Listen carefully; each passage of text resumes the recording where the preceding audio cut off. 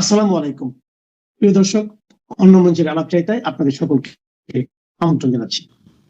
এবার সম্ভবত বড়সড় বিপদে পড়তে চলেছেন বাংলাদেশের পররাষ্ট্রমন্ত্রী খলিলুর রহমান। তিনি মরিশাসে বসে তিনি যে প্রেস স্টেটমেন্টটা দিয়েছেন যে গঙ্গা জলবন্টন চুক্তি হবে ভারতের সঙ্গে বাংলাদেশের সম্পর্ক স্থাপনের প্রথম পরীক্ষা। এই যে ড্যামেজিং স্টেটমেন্টটা, বাংলাদেশের ড্যামেজ কতটা হয়েছে সে তো বাংলাদেশ জানে, কিন্তু ভারত এর একটা কড়া প্রতিবাদ যে করবে সেটা গতকালকে আমি বলেছিলাম, প্রিন্সিপাল সেক্রেটারিকে প্রধানমন্ত্রী বলে দিয়েছেন রণধীর জয়সওয়ালকে একটা কড়া স্টেটমেন্ট রেখে দিতে। তিনি গ্রিন সিগন্যাল দিলে সেই স্টেটমেন্টটি তাকে বলতে বলা হবে। সে ছিল পরশুর খবর, গতকাল যেটাই বলেছি। এবার গতকালের খবরটা আমি আপনাদের বলি। গতকাল যেটা স্থির করা হয়েছে সেটা হচ্ছে খলিলুরকে তলব করা হবে। দিল্লিতে তলব করে আমাদের বিদেশমন্ত্রী জয়শঙ্কর, তাকেই তো কোট করেছেন, বিদেশমন্ত্রী জয়শঙ্কর তাকে জিজ্ঞেস করবেন যে আপনার সঙ্গে এই ব্যাপারে এই কথার ভিত্তিতে কোনো কথা হয়েছে কিনা, যদি হয়ে থাকে তাহলে কখন হয়েছে, আদৌ কি কথা হয়েছে আপনি আমায় পরিষ্কার জানান। আর যদি না হয়ে থাকে তাহলে কেন আপনি এরকম একটা স্টেটমেন্ট দিলেন ভারতের বিপক্ষে গিয়ে, তার কারণ আপনি দর্শান। আপনি যদি এই কারণ দর্শাতে না পারেন, ভারতবর্ষ থেকে যে সমস্ত সাহায্য আপনারা চাইছেন একটা সাহায্য আপনারা পাবেন না। পরিষ্কার মুখের উপর বলে দেওয়া হবে, একটা সাহায্য আপনারা পাবেন না। আমরা যদি বিক্রি না করি, আপনি জোর করে তো আমার ঘর থেকে মাল তুলে নিয়ে যেতে পারবেন না। আমরা আপনাদেরকে দিই মাল, আমাদের ক্রেতার অভাব নেই। এই এত বড় ট্যারিফ গেল, ট্যারিফ দিয়েতে কিন্তু সবার কিন্তু জিডিপি পড়েছে। ভারতের জিডিপি কিন্তু 6 থেকে 8.2% উঠে গেছিল। পেট্রোল নিয়েও ভারতের কোনো সমস্যা নেই। সারা পৃথিবীর পেট্রোল নিয়ে সমস্যা হতে পারে, কিন্তু ভারতের কোনো সমস্যা হবে না। ভারত পার্শ্ববর্তী রাষ্ট্রগুলোকে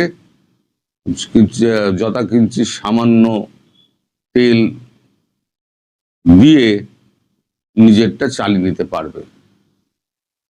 আমাদের তৈল শোধনাগারগুলো যেগুলো রয়েছে সেগুলো দিয়ে কিন্তু আমরা সমস্ত রকমের তেল, আমরা ক্রুড অয়েল আমরা কিন্তু জোগাড় করে নিতে পারি। এবং ক্রুড অয়েল থেকে যে সারটা বেরোয় সেটাই খেতি বাড়িতে ব্যবহার করা হয়। ফলে আমাদের যে ক্রুড অয়েল বেরোচ্ছে, সার বেরোচ্ছে ক্রুড অয়েল থেকে, তাতে আমাদের দেশে সার আমরা চালিয়ে নিতে পারবো। এবং আমাদের যা স্টক করা আছে 6 মাসের, সেই স্টক থেকে মিলিয়ে মিশিয়ে আমরা চালিয়ে নিতে পারবো। কারণ ওই ব্লকেড, এগুলো খলিলুরকে বলবে না, এগুলো আমি বলছি, ওই যে ব্লকেড, ওই ব্লকেড কিন্তু আমেরিকাকে সরাতেই হবে। ডোনাল্ড ট্রাম্প একজন মিথ্যেবাদী লোক, তিনি কখন কি বলেন তার কোনো ঠিক নেই। এখন গতকালকে উনি বলেছিলেন যে চায়না নাকি অস্ত্র দেওয়া বন্ধ করে দেবে। চায়নাতে একটা দীর্ঘ স্টেটমেন্ট দিয়েছে, আমার সঙ্গে মানে ট্রাম্পের কোনো কথাই হয়নি। অর্থাৎ সেখানেও একটা মিথ্যে কথা উনি বলেছেন। আর ব্লকেট করে যেটা হয়েছে সেটা ওনার নিজের দেশের মানুষের অবস্থা খারাপ হয়ে গিয়েছে। আপনারা খোঁজ নিয়ে দেখবেন, আপনাদের যদি আত্মীয় স্বজন বন্ধু বান্ধব থাকে, বিভিন্ন স্টেটে $3 থেকে তেলের দামটা বেড়ে 6 থেকে 8 হয়েছে পার ব্যারেল, এই পার গ্যালন। আমি সত্য বলছি না মিথ্যা বলছি, সেটা আপনারা আপনাদের আত্মীয় স্বজন, বন্ধু বান্ধব বা যারা রয়েছে তাদেরকে একবার জিজ্ঞেস করে নেবেন। ফলে এই পরিস্থিতিতে ভারত কিন্তু তার তেল আমদানি কিন্তু যথারীতি চালিয়ে যাচ্ছে রাশিয়া থেকে, প্রচুর পরিমাণে ক্রুড অয়েল, যা এনে বিদেশে সাপ্লাই করত ভারত, ইউরোপিয়ান ইউনিয়নে সাপ্লাই করার রাস্তা এখন বন্ধ, কারণ হরমুজ প্রণালী তো বন্ধ করে দিয়েছে, ব্লকেট করে দিয়েছে। ভারত যাবে না। আর জোর করে যদি ভারত যেতে চায়, ভারত গিয়ে আরামসে গিয়ে ইরান থেকে তেল নিয়ে আসবে, তোর বাপের ক্ষমতা থাকলে তুই আটকে দেখা। এই অবস্থায় যখন তেলের এত সংকট, মূল্য বৃদ্ধি এই জায়গায় পৌঁছেছে, বিদ্যুৎ নেই, হামে শিশু মারা যাচ্ছে, সম্প্রতি নাকি টিকা আসছে শুনলাম, কিন্তু যতটা ড্যামেজ হওয়ার ততটা ড্যামেজ হয়ে গিয়েছে। এখন ফার্দার যাতে ড্যামেজ না হয় তার জন্য এখন একেবারে মানে বৃহৎ আকারে একটা প্রোগ্রাম নিয়ে ওই শিশুদের টিকা দিতে হবে, যাতে আর ভবিষ্যতে আর না ছড়ায়। কিন্তু এইভাবে যদি গরম চলে, এই গরমে শিশুরা ঘেমে গিয়ে তাদের হাম কিন্তু প্রাদুর্ভাব কিন্তু আরো বাড়বে। সেই অবস্থায় দেশের একজন গুরুত্বপূর্ণ দায়িত্বপ্রাপ্ত মন্ত্রী, যেভাবে নির্বাচন হোক না কেন, একদলীয় নির্বাচন ভারত বলে, যেভাবে নির্বাচন হোক না কেন, তিনি এই ধরনের স্টেটমেন্ট ভারতের নাম করে দেন কি করে, যখন এই কথাটা হয়নি। আর এই যে কথাগুলো হয়, দর্শক আপনাদের মনে করিয়ে দিই, যাতে কেউ না অস্বীকার করতে পারে, তার জন্য কিন্তু অডিও রেকর্ডিং হয়, সামনেই কিন্তু অডিও থাকে, রেকর্ডার থাকে, যাতে কেউ অস্বীকার না করতে পারে। এবার আমাদের খলিলুর রহমান যাবেন কোথায়? যদিও যখন অডিও রেকর্ডারটা যখন টিপে দেওয়া হবে, তার সঙ্গে পরিষ্কার কি কথাবার্তা হয়েছে সেটা যখন হবে, তখন কিন্তু কূটনৈতিক মহলে তো আর আমাদের মতো নয় যে আমরা সমাজ মাধ্যমে লিক করে দিলাম। কিন্তু খলিলুর রহমানের প্যান্ট জামা কিন্তু হলুদ হয়ে যাবে। ভারত ঠিক করেছে ওইসব প্রতিবাদ করে কিছু হবে না। এদের চামড়া মোটা, মোটা চামড়ায় যে যখন হয়ে যায় না, তখন ডুগডুগি বাজাতে হয়, এখন ঢোলের মতো বাজাতে হবে। মানে বাংলাদেশকে এখন ঢোলের মতো বাজাও। যেমন জামাত এসে বলেছিল না, আমরা আওয়ামী লীগকে ফিরিয়ে আনতে আমরা সাহায্য করব, কিন্তু আপনারা দেখবেন আওয়ামী লীগ ফিরলে যেন আমাদের ঢোল না বাজায়। কিন্তু আওয়ামী লীগ ফিরবে। আপনাদের একটা গল্প বলি, বিশ্বাসটা এমন বস্তু না, ছোট গল্প বলি। একটা লোকের একটা নদী পার হওয়ার একটা খুব দরকার ছিল, খেয়া টেয়া বন্ধ হয়ে গেছে। খেয়া পাড়ের একজন সাধু সন্ন্যাসী মতো মানুষ, সে ধুনি জেলে, সে রাম নাম কৃষ্ণ নাম জপ করছে। তো তাকে উদ্ভ্রান্তের মতো ঘুরতে দেখে সাধু জিজ্ঞেস করে, তুই কি করতে চাস? বললো, ঠাকুর আমি তো ওপারে যাব, কিন্তু কোনো নৌকো নেই, আমি যাবো কি করে? তো আমরা নিজের উপরে বিশ্বাস রাখ, আর কৃষ্ণ নাম জপ, নদীর ওপর দিয়ে হাঁট। বললো আমি ডুববো না? বলবে না ডুববি না, নিজের ওপরে বিশ্বাস রাখ। বিশ্বাস এমন বস্তু, আত্মবিশ্বাস এমন বস্তু, ভক্তি এমন বস্তু, তুই যে ঠাকুরেই বিশ্বাস করিস না ওপরওয়ালায়, তার উপরে এতটাই বিশ্বাস রাখিস যেন 99.9% যেন না হয়, 100% হয়। তো সে কৃষ্ণ নাম জপতে জপতে আর্ধেক গিয়েছে, গিয়ে সে দেখছে জল এত স্রোত বইছে, তার মনে হয়েছে যে এইবারে আমি ডুবে যাব। কৃষ্ণ নাম তখন ভুলে গিয়ে, যেই ভুলে গিয়েছে সঙ্গে সঙ্গে ডুবে গেছে। ওই জন্য আমি বলি বাংলাদেশের মানুষকে, আপনারা আস্থা হারাবেন না, কনফিডেন্স হারাবেন না, আত্মবিশ্বাসকে বজায় রাখুন। আত্মবিশ্বাসী হচ্ছে সব। এই আত্মবিশ্বাস যতক্ষণ আছে না, আপনাদের কোনো শক্তি হারাতে পারবে না। এদের সব ঢোল বাজবে, ঢোল ঢোল বাজে রে বাজে রে ঢোল বাজে রে বাজে রে ঢোল, একটা গান ছিল না, এদের সব ঢোল বাজবে। গানটা আমি জানি, কিন্তু গানটা আমি যদি গুনগুনাই তাহলে পরে স্ট্রাইক খেয়ে যাব। তা সবাই ভালো থাকবেন। এই মুহূর্তে আপনাদের সামনে কথা বলবো তারেক রহমানের 60 দিন প্রত্যাশা বনাম প্রাপ্তি, আই হ্যাভ এ প্ল্যান থেকে টাইম ম্যাগাজিন কেমন কাটলো 2 মাস। আজকে একটি ঐতিহাসিক দিন, 17 এপ্রিল। আজকের এই দিনে 1971 সালে, আজকে যে আমরা সরকার বলি, এই সরকার, এই যে বর্তমান সরকার, এই সরকারগুলো মানে বাংলাদেশ, স্বাধীন বাংলাদেশের প্রথম সরকারের গোড়াপত্তন হয়েছিল একটা শপথ অনুষ্ঠানের মাধ্যমে। সরকার গঠিত হয় 10 এপ্রিল, কিন্তু শপথ অনুষ্ঠান হয় 17 এপ্রিল 1971। একটা ঐতিহাসিক দিন নিঃসন্দেহে। কিন্তু আজকে নতুন একটা সরকার, 2 মাস বয়সী সরকারের প্রাপ্তি অপ্রাপ্তি নিয়ে আলাপ করতে এসেছি। কিন্তু আজকে যদি এই সরকারের দেখে যে প্রথম যে সরকারটি শপথ নিয়েছে, সেই সরকারকে নিয়ে কোনো কৃতজ্ঞতা, কোনো পালন, কোনো অর্থাৎ মুক্তিযুদ্ধের ময়দান থেকে যে সরকারটা গঠিত হয়েছিল, সেই সরকার নিয়ে আজকের এই সরকারের কোনো ধরনের আয়োজন নেই। এটি নিঃসন্দেহে দুঃখজনক। অর্থাৎ বর্তমান সরকার, আমি প্রথমেই ব্যর্থতা দিয়ে শুরু করি, ইতিহাসকে স্বীকার করে না। গত 17 ফেব্রুয়ারি বাংলাদেশের রাজনীতিতে এক নতুন অধ্যায়ের সূচনা হয়েছিল। যদিও বলা হচ্ছে নতুন অধ্যায়, কিন্তু আমরা নতুন কিছু দেখছি না। 2024 সালে সরকার পতনের পরে একটা অন্তর্বর্তীকালীন সরকার ছিল, বাংলাদেশের ইতিহাসে সবচেয়ে ন্যাক্কারজনক সরকার।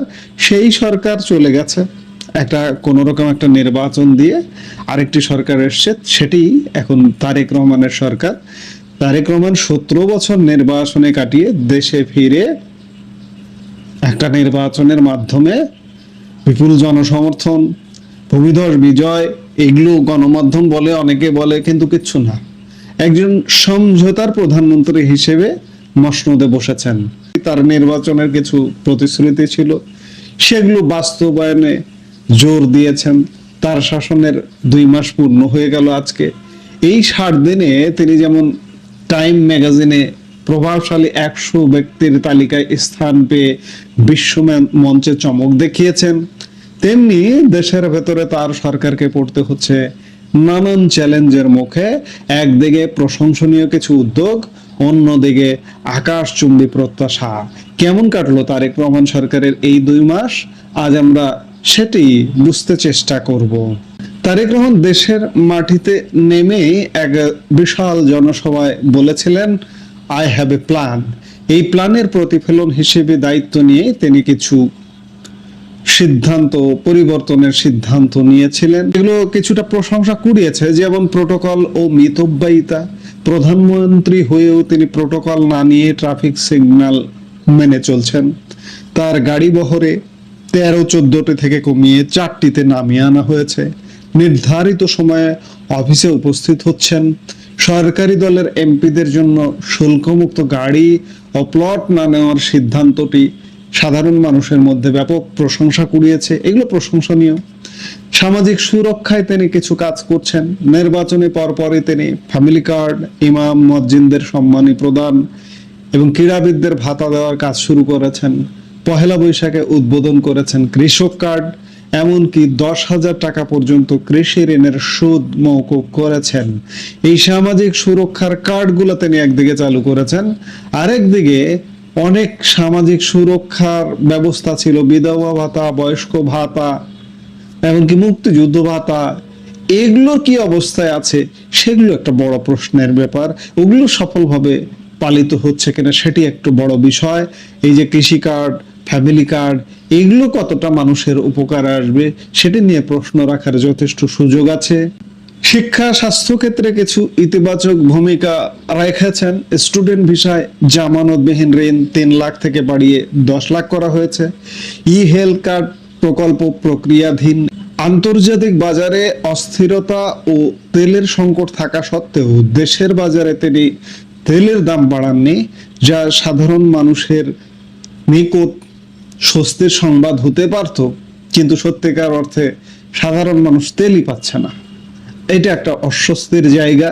তারেক রহমানের এই 2 মাসে রাজনীতির মাঠেও এক নতুন শিষ্টাচার দেখা গেছে। বিজয়ের পর তিনি নিজে বিরোধী দলীয় নেতাদের বাসভবনে গিয়েছেন, যা বাংলাদেশে বিরল। তার এই সহজ সরল চালচলন এবং কাজের স্বীকৃতি মিলেছে আন্তর্জাতিকভাবেও। টাইম ম্যাগাজিন তাকে বিশ্বের প্রভাবশালী 100 ব্যক্তির তালিকায় অন্তর্ভুক্ত করেছে। মুদ্রার যেমন 2টো পিঠ থাকে, এই সরকারের 2 মাসের অর্জনের পাশাপাশি অভিযোগের পাল্লাও কিন্তু হালকা নয়। বিভিন্ন মহল মনে করছে কিছু ক্ষেত্রে প্রত্যাশা আর প্রাপ্তির ফারাক অনেক। অর্থনীতি ও বাজার দর সরকারের সবচেয়ে বড় চ্যালেঞ্জ এখন অর্থনীতি পুনরুদ্ধার। ব্যাংকিং সেক্টর সংস্কার এবং কর্মসংস্থান সৃষ্টিতে এখনো দৃশ্যমান কোনো বড় উদ্যোগ চোখে পড়েনি। চাল থেকে শুরু করে সবজি বাজারের প্রতিটি পণ্য আজ সাধারণ মানুষের নাগালের বাইরে। জ্বালানি সংকট, ইরান যুদ্ধের প্রভাব আর অভ্যন্তরীণ মজুতদারদের কারণে তেলের পাম্পে 10 থেকে 15 ঘন্টা লাইনে দাঁড়িয়ে থাকতে হচ্ছে সাধারণ মানুষকে। সরকার বলছে সংকট নেই, কিন্তু বাস্তবতা ভিন্ন। দলের ভেতরে বিশৃঙ্খলা। বিশ্লেষকরা মনে করছেন প্রধানমন্ত্রীর সদিচ্ছা থাকলেও তার দলের অনেক নেতাকর্মী এখনো বুঝে উঠতে পারছেন না যে প্রধানমন্ত্রী দেশ শাসন করছেন নাকি জনগণের সেবা করছেন। নেতাকর্মীদের চাঁদাবাজি, দখলবাজি এবং ফুটপাত পুনরায় দখলের মতো ঘটনা প্রধানমন্ত্রীর ভাবমূর্তিকে ক্ষুণ্ণ করছে। ফুটপাত পুনরায় দখলটা কেমন? একদিকে উদ্ধার করছে, ধরুন ঢাকা উত্তর সিটি কর্পোরেশন, দক্ষিণ সিটি কর্পোরেশন, আর একদিকে দলের নেতা কর্মীরা নতুন করে ভাড়া দিচ্ছেন, এমন ঘটনা ঘটছে। ইতিহাস ও সমন্বয়হীনতা এই সরকারের মধ্যে খুব প্রকটভাবে দেখা যাচ্ছে। সরকারের বিরুদ্ধে ইতিহাস বিকৃতির অভিযোগ উঠেছে। বিশেষ করে জিয়াউর রহমানকে স্বাধীনতার ঘোষক বানানোর অপচেষ্টা দারুণভাবে সমালোচিত হচ্ছে। এছাড়া আমাদের যে ঐতিহাসিক দিনগুলো 7ই মার্চ, 10ই এপ্রিল এবং আজকে যেমন 17 এপ্রিল, এই 17 এপ্রিল, 10ই মার্চ, 7ই মার্চের মতো ঐতিহাসিক দিনগুলো রাষ্ট্রীয়ভাবে পালিত না হয় অনেক মহল ক্ষুব্ধ। অর্থাৎ মুক্তিযুদ্ধ বা একটা দেশের যে গোড়াপত্তন হয়েছিল, ধরুন আজকের দিনটাই 17 এপ্রিল, আমার এ যাবৎ 55 বছরে যত সরকার, সেই সরকারের গোড়াপত্তন হয়েছিল আজকের দিনে একটি শপথের মাধ্যমে। আজকে রাষ্ট্রীয়ভাবে কিন্তু কোনোভাবে পালিত হচ্ছে না। অর্থাৎ আজকের এই তারেক রহমান সরকার মুক্তিযুদ্ধকে কতটা মানেন, ইতিহাসকে কতটা স্বীকৃতি দেন, সেটি একটা মোটা দাগের প্রশ্ন থেকে যায়। প্রশাসনের ভেতরে সচিবদের দ্বন্দ্ব এবং মন্ত্রীদের মধ্যে দূরত্বের কারণে কাজকর্মে সমন্বয়হীনতা দেখা যাচ্ছে। সরকারের 180 দিনের কর্ম পরিকল্পনা ভালো, তবে অর্থনীতির ক্ষেত্রে 6 মাস অপেক্ষা করার সুযোগ নেই। উত্তরাধিকার সূত্রে পাওয়া ভঙ্গুর অর্থনীতি এবং ইরান যুদ্ধের চাপ সামলাতে 1 বছরের একটি সুনির্দিষ্ট অর্থনৈতিক রোডম্যাপ দরকার ছিল। শিল্প উদ্যোক্তারা বলছেন এলসি সমস্যা আর ঋণ পেতে জটিলতার কারণে উৎপাদন কমছে এবং শ্রমিক ছাঁটাই হচ্ছে, যা দেশের জন্য অশনি সংকেত। তারেক রহমান একটু সাধারণ জীবনযাপন দেখিয়ে কিছুটা আশা জাগিয়েছিলেন, কিন্তু শুধু কার্ড বিতরণ বা সামাজিক নিরাপত্তা দিয়ে একটি ভঙ্গুর অর্থনীতি টেনে তোলা অসম্ভব। মানুষ এখন শুধু সুন্দর স্ক্রিপ্টের বক্তব্য নয়, বরং বাস্তব পদক্ষেপের মাধ্যমে পকেটের টান আর বাজারের আগুন কমতে দেখতে চায়। প্রধানমন্ত্রীর সামনে আগামী 4 মাস অত্যন্ত গুরুত্বপূর্ণ। তিনি কি পারবেন তার আই হ্যাভ এ প্ল্যান বাস্তবায়নের মাধ্যমে একটি সুখী ও সমৃদ্ধশালী বাংলাদেশ গড়তে? দর্শক, আপনার কি মনে হয় সরকারের এই 2 মাসের কার্যক্রমকে আপনি 10-এ কত দেবেন? কমেন্ট বক্সে আমাদের জানান। এই মুহূর্তের ভিডিও থেকে বিদায় নিতে চাইছি। সবাই ভালো থাকুন।